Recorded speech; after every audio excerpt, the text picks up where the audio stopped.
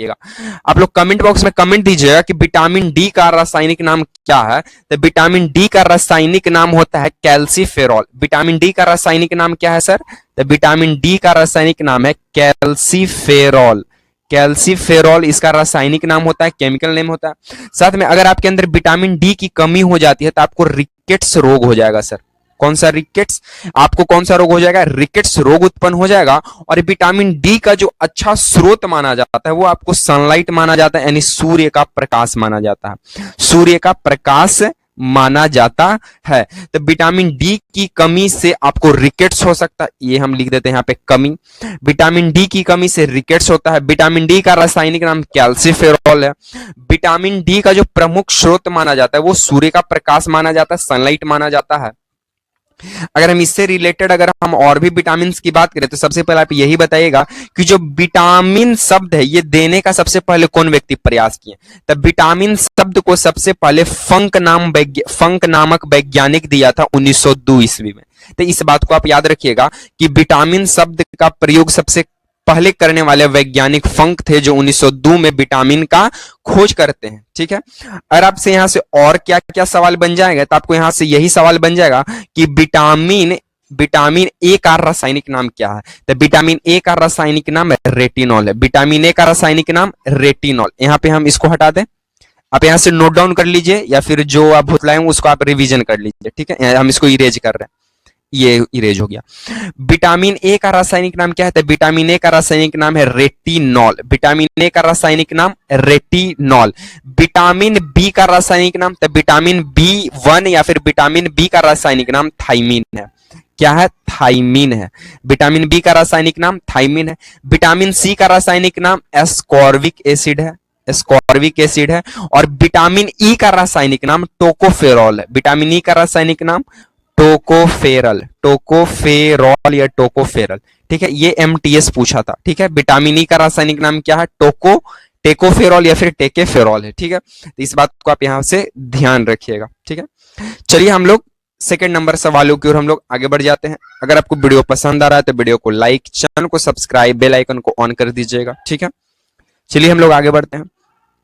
आगे हमारा प्रश्न क्या बोलता है कि मोहनजोदड़ो की खोज किस वर्ष किया गया सर? तो आपको बता दें कि मोहनजोदड़ो की खोज किस वर्ष किया गया था। अगर आपको पता है तो इसका आंसर आप लोग कमेंट बॉक्स में कमेंट देने का प्रयास कीजिएगा, अन्यथा तो हम तो बताएंगे ही कि मोहनजोदड़ो की खोज 1922 में किया गया। मोहनजोदड़ो की खोज 1922 में किया गया।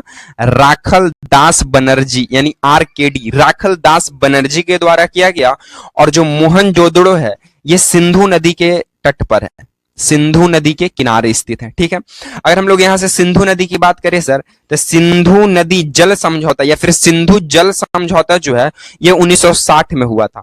पूछेगा कि सिंधु जल समझौता कब हुआ? तो सिंधु जल समझौता 1960 में होता है, भारत और पाकिस्तान के बीच होता है। और इसमें बताया जाता है कि जो सिंधु नदी की जो जल है वो 80% पाकिस्तान के पास जाएगा और 20% भारत के पास जाएगा। ठीक है, तो 1960 में सिंधु जल समझौता होता है और मोहनजोदड़ो जो है ये सिंधु नदी के किनारे ही स्थित है। मोहनजोदड़ो वर्तमान पाकिस्तान में पड़ता है और मोहनजोदड़ो की खोज राखल दास बनर्जी 1922 में करते हैं। जब मोहनजोदड़ो की आप बात कर ही लिए हैं तो हड़प्पा की भी आप बात कर लीजिए। तो इसको हम इरेज करने का प्रयास करेंगे, आप इसे नोट डाउन कर लीजिएगा। अगर हम लोग हड़प्पा की बात करें तो हड़प्पा सभ्यता की खोज, हड़प्पा सभ्यता की खोज कब किया गया था? हड़प्पा सभ्यता का खोज 1921 में किया गया दयाराम शाहनी के द्वारा किया गया। तो हड़प्पा सभ्यता की खोज 1921 में दयाराम शाहनी के द्वारा किया जाता है। और हड़प्पा सभ्यता जो है ये किस नदी के किनारे स्थित है सर? तो हड़प्पा सभ्यता जो है ये रावी नदी के किनारे स्थित है सर। किस नदी के किनारे? रावी नदी के किनारे स्थित है। अगर आपको ये चीजें मालूम है तो आप रिवीजन करते चलिए, अन्यथा थोड़ा सा गलती हो रहा है या भुतलाए हुए लग रहे हैं, मन में थोड़ा सा लग रहा है कि ना भाई कंफ्यूज हैं, तो इसे आप नोट डाउन करते चलिए, आपके लिए बेहतर होगा। ठीक है, चलिए हम लोग आगे बढ़ जाते हैं। आगे की बात करें हम तो आगे बोलता है कि कुणबी नृत्य किस राज्य से संबंधित है? क्या कि कुणबी नृत्य जो है ये किस राज्य से संबंधित है? तो आपको बता दें कि जो कुणबी नृत्य है ये गोवा राज्य से संबंधित है। किस राज्य से संबंधित है? गोवा राज्य से संबंधित है। जब आप गोवा का कुणबी नृत्य देख सकते हैं तो गोवा का अन्य नृत्य भी पूछ सकता है एग्जाम में। ये एमटीएस का फेवरेट प्रश्न है सर, नृत्य से, खोज से, प्रथम से और ना पूछे और हम उसे ना बताएं, ये मूर्खता वाली बात है। तो कुणबी नृत्य जो है ये गोवा राज्य की जनजातियां या गोवा राज्य की जो लोग हैं वो मनाते हैं। अगर और भी हम बात करें कि गोवा में और कौन कौन सा नृत्य मनाया जाता है तो आपको बता दें कि गोवा का खासकर लोक नृत्य की बात करें तो फुगड़ी हो जाएगा, फुगड़ी नृत्य, फुगड़ी हो गया, सिगमो हो गया, सिगमो एसएससी का एकदम फेवरेट सवाल, फुगड़ी, सिगमो, गोम्फ हो जाएगा, गोम्फ। ठीक है, तो इस चीज को आप याद रखिएगा कि जो कुणबी नृत्य है ये गोवा की है और फुगड़ी, सिगमो, गोम्फ ये तीनों जो लोक नृत्य ये गोवा का ही है और ये एसएससी का फेवरेट सवाल है, यहां से पूछता है। ठीक है, और भी यहां से अगर और भी सवाल की बात करें तो हम इसे इरेज करने का प्रयास करेंगे क्योंकि हमारे पास स्पेस का अभाव है। ठीक है, देखिए अगर यहां से और भी हम सवालों की बात करें तो यहां से सवाल पूछ देगा आपसे कि गोवा जो है, गोवा ये पुर्तगालियों से कब आजाद हुआ। तो गोवा जो है ये पुर्तगालियों से 19 दिसंबर, कब सर, 19 दिसंबर 1961 को आजाद हुआ। ठीक है, तो गोवा पुर्तगालियों से कब आजाद हुआ, तो 19 दिसंबर 1961 को आजाद हुआ। इसीलिए गोवा मुक्ति दिवस, गोवा मुक्ति दिवस कब मनाता है, तो 19 दिसंबर को मनाता है, गोवा मुक्ति दिवस मनाता है। और यहाँ पे एक और बात करें तो सबसे पहले आने वाली कंपनियां पुर्तगाली थी और सबसे लास्ट में जाने वाली कंपनियां भी पुर्तगाली थी क्योंकि पुर्तगालियों ने तो गोवा का ही कब्जा कर लिया, बोलता है कि ये हमरे है, हमरे इलाका है गोवा। फिर इनको फिर हमारे सरदार वल्लभ भाई पटेल जी, भारत के जो लौह पुरुष कहलाएं, बारदोली सत्याग्रह को 1928 में अंजाम दिए जाकर बारदोली की महिलाएं उन्हें सरदार की उपाधि दे दी। फिर वो समझाए कि बाबू तू लौह पुरुष से पंगा ले रहा, तब फिर जाके पुर्तगाली भागा है दौड़ के। ठीक है, चलिए हम लोग आगे बढ़ जाएंगे।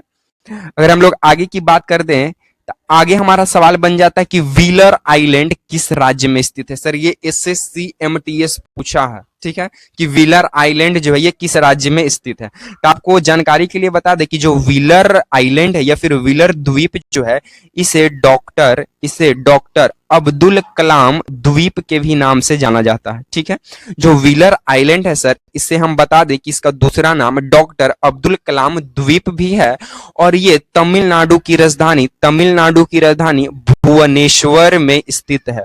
कहाँ स्थित है, भुवनेश्वर में स्थित है। और इसका जो यूज है वो परीक्षण केंद्र के रूप में यानी प्रक्षोपास्त्र परीक्षण केंद्र के रूप में किया जाता है, परीक्षण केंद्र के रूप में किया जाता है। जब आप तमिलनाडु की बात कर ही लिए हैं तो तमिलनाडु की एक और बता दें कि तमिलनाडु में जो आपको मंदिर मिलेंगे वो सभी किस शैली में होंगे।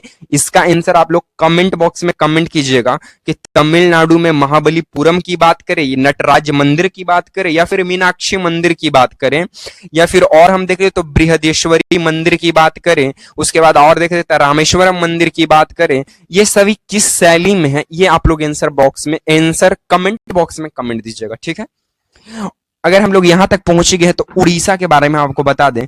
उड़ीसा का पुराना नाम कलिंग है और उड़ीसा में दो जगह से आपको सवाल पूछेगा कि भारत का सबसे बड़ी खारे पानी का झील चिल्का झील उड़ीसा में है और भारत का एकमात्र लैगून झील है। ठीक है, पहला सवाल। दूसरा सवाल आपको यही पूछ देगा कि गहीर माता और दूसरा पूछता है भीतर कनिका तो गहीर माता नेशनल पार्क, भीतर कनिका राष्ट्रीय उद्यान ये किस राज्य में स्थित है, तो ये उड़ीसा में स्थित है। कहाँ स्थित है, उड़ीसा में स्थित है। अब आपसे सवाल यहां से अंदर से पूछ देता है कि गहीर माता जो राष्ट्रीय उद्यान है ये किस लिए प्रसिद्ध है और भीतर कनिका जो राष्ट्रीय उद्यान है ये किस लिए प्रसिद्ध है। तो आपको बता दे जो कि गहीर माता राष्ट्रीय उद्यान है ये जो प्रसिद्ध है ये कछुआ के लिए प्रसिद्ध है।